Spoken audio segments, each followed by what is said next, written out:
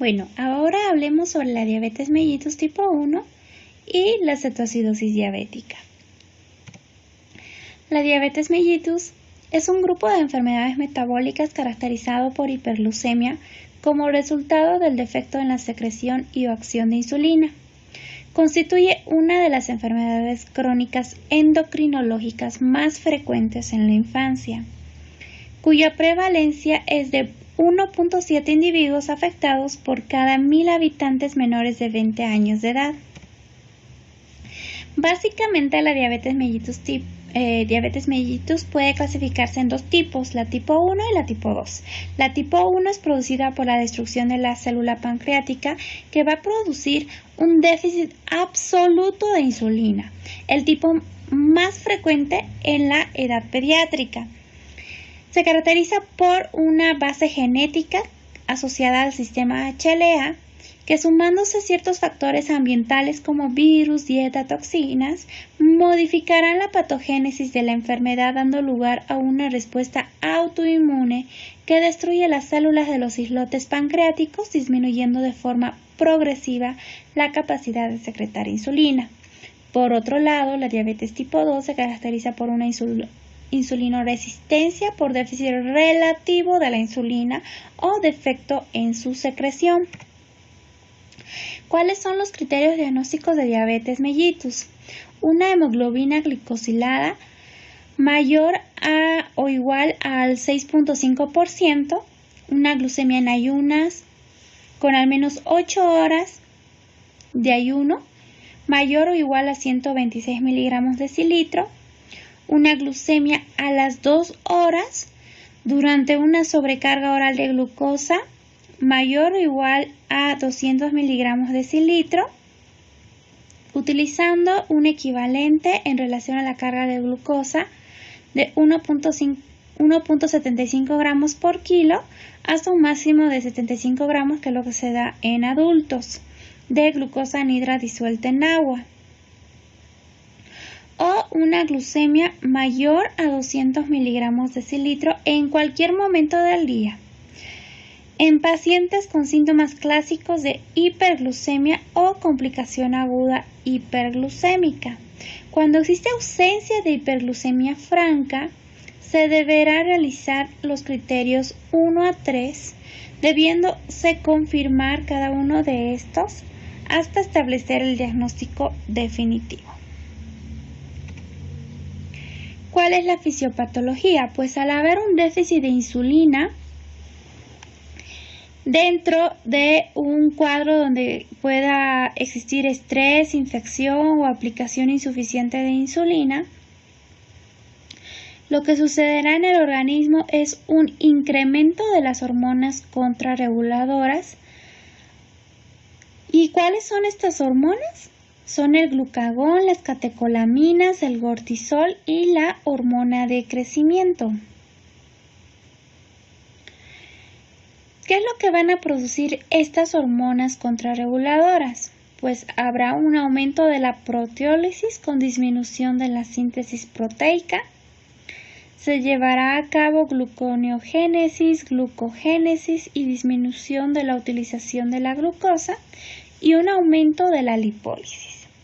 Entonces, el aumento de la lipólisis lo que va a producir es un aumento de los ácidos grasos por parte del hígado, un aumento de la cetogénesis, y esto va a llevar a cabo a producirse cetonuria. Por otro lado, las alteraciones en el metabolismo de los carbohidratos va a llevar a producir hiperglucemia con presencia de glucosuria, una poliuria osmótica como respuesta a todo esto, que va a llevar a la deshidratación, y al haber deshidratación se va a producir acidosis, alteración de la función renal e hiperosmolaridad. En resumen, el déficit de la insulina va a producir un aumento del catabolismo proteico con aminoacidemia, que va a llevar a cabo el inicio de la gluconeogénesis, que va a estar incrementada con aumento de la eliminación del nitrógeno. Por otro lado, va a haber una inhibición de la utilización de la glucosa.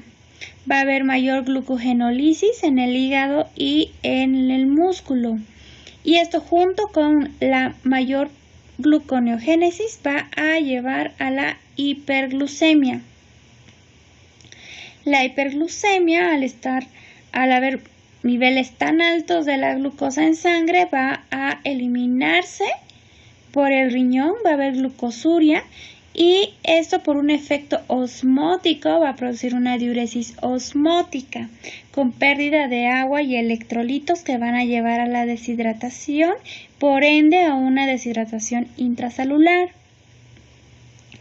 Por otra parte, va a haber inhibición de la síntesis de lípidos. Entonces va a haber una lipólisis incrementada que va a llevar a la hiperlipidemia, y todo esto va a producir náuseas y vómitos que va a empeorar el estado de hidratación del paciente. Va a haber una cetogénesis incrementada con presencia de cetonemia, y esto va a llevar a la acidosis metabólica, y por ende va a haber una hiperventilación que va a empeorar la deshidratación del niño. Como habíamos mencionado, la diabetes tipo 1 se caracteriza por tener una predisposición genética, que al estar el niño en contacto con ciertos factores agravantes, con ciertos factores que se encuentran en el ambiente, estos factores son factores desencadenantes que van a activar toda la respuesta exagerada por parte del sistema inmune, donde participan las células T, y se va a producir autoanticuerpos que van a ir a lesionar las células pancreáticas. Entonces va a haber autoanticuerpos humorales. Entre ellos se encuentra la antiinsulina, la antidescarboxilasa del ácido glutámico y la antifosfatasa de tirosina.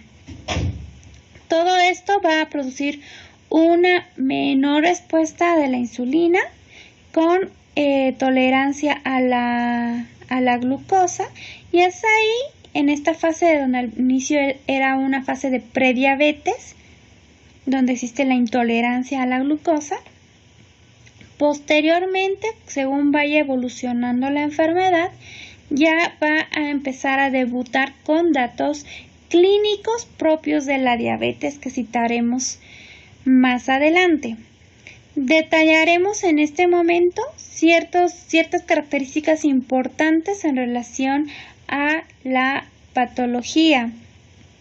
Como habíamos mencionado, existen factores genéticos que van a determinar que un paciente desarrolle diabetes. Se dice que del 80-85% de las pacientes no tienen antecedentes familiares de diabetes tipo 1. Por lo general, el riesgo incrementa de 1 por cada 300 a 1 por cada 20 en parientes de primer grado. Existe una alteración en el cromosoma en la parte 6 en la parte 21 del cromosoma 6, que codifican para los antígenos leucocitarios humanos clase 2. Respecto a los factores ambientales, existen las infecciones virales, que por un mecanismo de mimetismo molecular va a producirse esta respuesta autoinmune. Se dice que el antígeno celular descarboxilasa del ácido glutámico tiene secuencia peptídica similar a la proteína P2C del virus Coxsackie-B. También se ha asociado a infecciones de rubiola. Y pues el inicio también de fórmulas lácteas a temprana edad se lo ha correlacionado como un factor ambiental desencadenante de la diabetes mellitus. Respecto a marcadores de la inmunidad, generalmente uno o más de estos suelen estar positivos, con una frecuencia del 85 a 90% de los casos. Y pues los pacientes son propensos al desarrollo de la enfermedad de Graves, tiroiditis de Hashimoto, enfermedad de Addison, vitiligo y anemia perniciosa, asociado a lo que es la diabetes. Estos anticuerpos por lo general son la antiinsulina, como habíamos mencionado, la antidescarboxilasa de ácido glutámico y la antifosfatasa de tirosina IA2 y A2B. El tratamiento de la diabetes tipo 1 tiene como objetivos el crecimiento físico y emocional adecuado y el reducir los síntomas y complicaciones propias de la enfermedad. Por ello es muy importante una adecuada alimentación y educación en la realización de ejercicios y, por otro lado, el manejo farmacológico, que en la diabetes mellitus tipo 1 básicamente es el manejo con la insulina.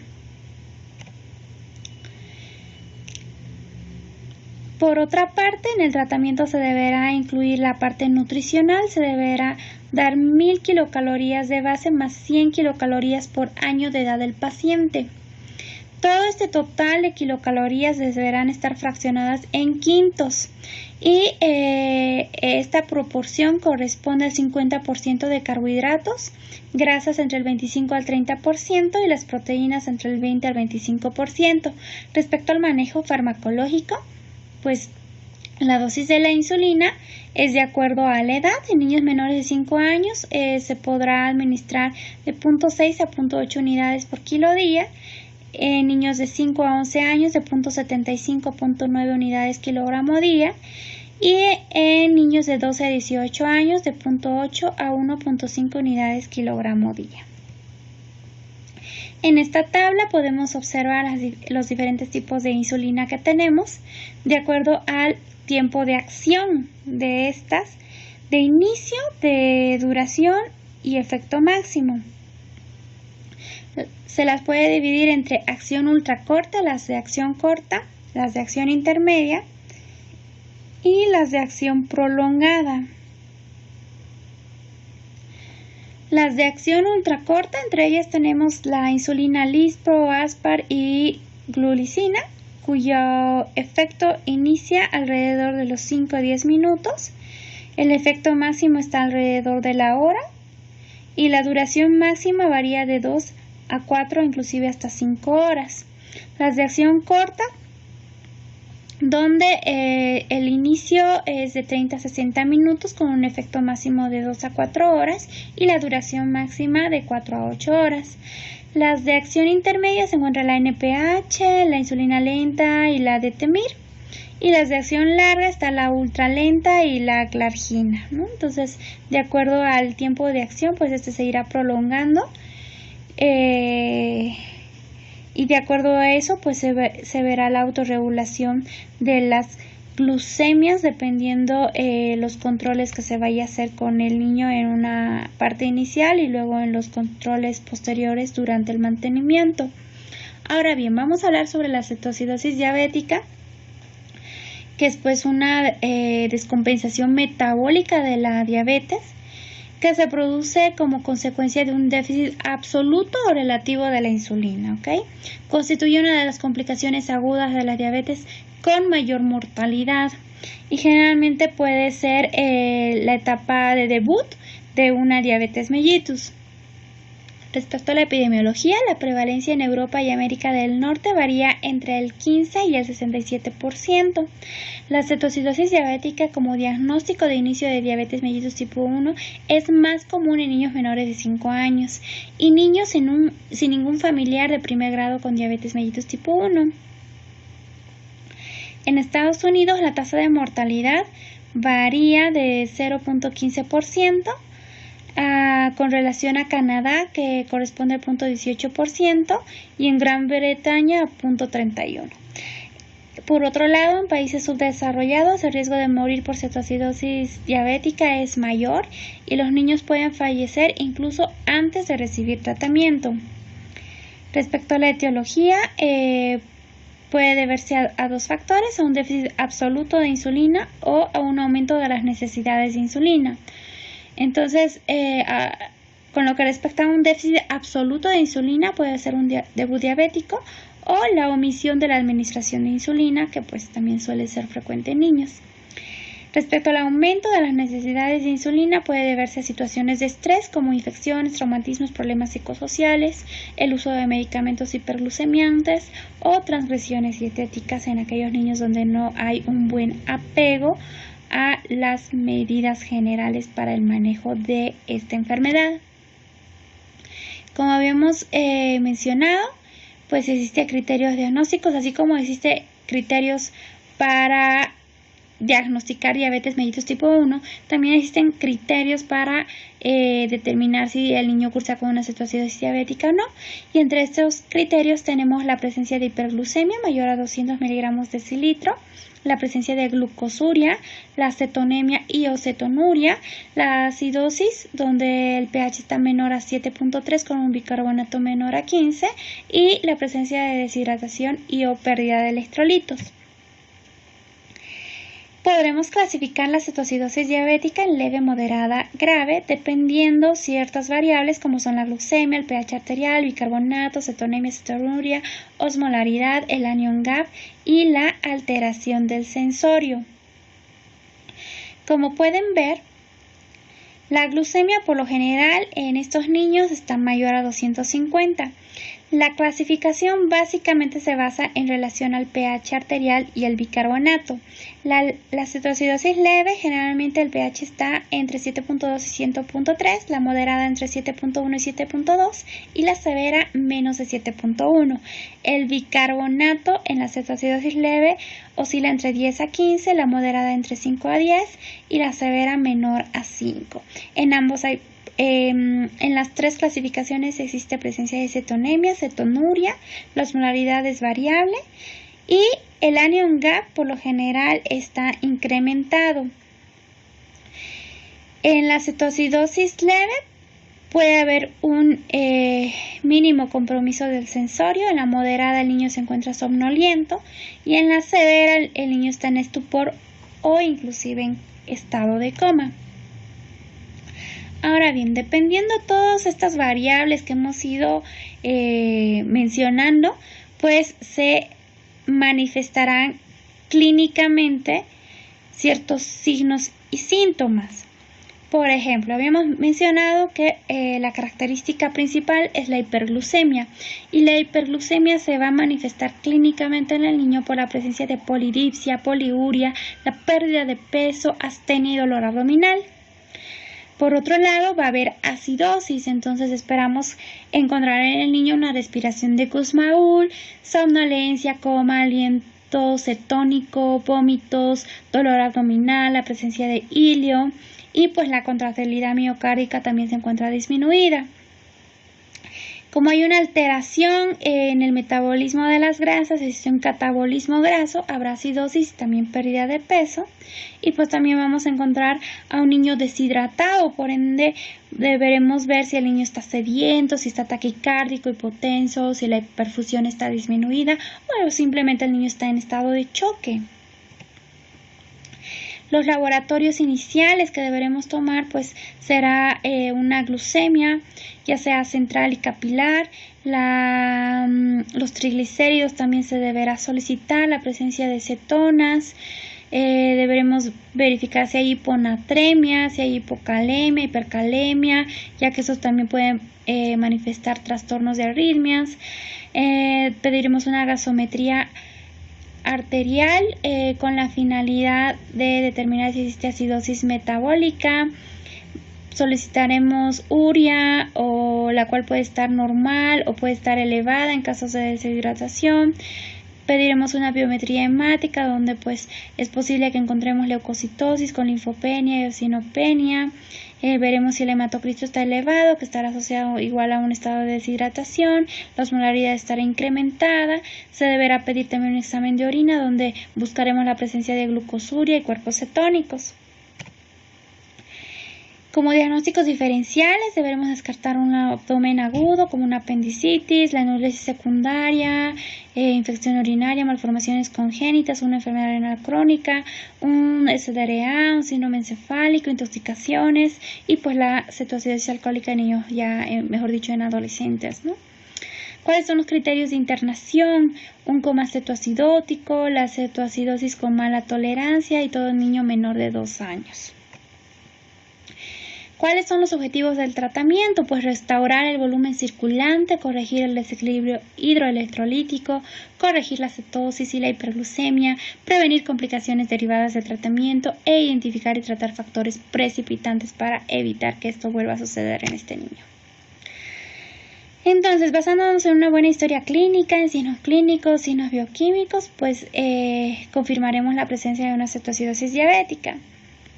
Deberemos valorar la parte circulatoria, pues si este niño está deshidratado, puede llegar inclusive a presentar datos de choque, con deterioro neurológico, puede el niño estar en coma. Entonces, en la parte de la circulación deberemos hacer una buena reanimación hídrica con cargas de 10 a 20 mililitros kilo, administradas durante 30 a 60 minutos. Deberemos asegurar una adecuada ventilación y colocar una sonda nasogástrica. Sus requerimientos calóricos deberán ser calculados, aproximadamente 3.000 por metro cuadrado. Se deberá hacer la corrección del déficit en las próximas 48 horas y se deberá añadir cloruro de potasio a 40 miliequivalentes por cada litro que se vaya a administrar. Se deberá también iniciar lo más pronto posible la infusión de insulina a 0.1 unidad por kilogramo hora, una vez ya restablecida la volemia. Cuando la deshidratación es menor al 5%, pues podremos administrar insulina subcutánea y dar la hidratación vía oral. En caso de que no mejorara, pues iremos a la terapia endovenosa ya mencionada. Deberemos monitorizar la glucemia cada hora con control de ingeridos y eliminados, el gasto urinario, valorar el estado neurológico cada hora, los electrolitos cada 2 a 4 horas y la presencia de cetonas cada 1 a 2 horas. Si existe deterioro neurológico, se deberá descartar que no haya hipoglucemia, se deberá realizar algún estudio de imagen para ver si no hay edema cerebral. En caso de que haya edema cerebral, pues este niño es candidato a ingresar a la terapia intensiva. En estos casos está indicado usar soluciones hipertónicas o manitol a 1 gramo kilogramo endovenoso. Se deberá restringir también el 50% de líquidos en estos pacientes. Y bueno, la glucemia, el objetivo pues es que ésta se encuentre por debajo de menos 250. Una vez logrado esto, pues ya se podrá suspender la solución salina y se podrá asociar dextrosa y mantener una infusión de insulina a mayor a 0.05 unidades kilogramo hora. Se deberá reevaluar el aporte de líquidos, la dosis de insulina y también descartar algún proceso infeccioso que pueda llevar a la sepsis en este niño. Una vez resuelta la cetoacidosis diabética, se deberá valorar la mejoría de toda la presentación, signos, síntomas clínicos. Se deberá evaluar la vía oral y pues la idea es que ya se descarte la presencia de cetonas tanto a nivel sérico como a nivel del examen general de orina. Una vez ya compensado el paciente, pues se iniciará insulina subcutánea y se suspenderá la insulina endovenosa 1 a 2 horas después. Y bueno, eso sería todo por el momento. Gracias.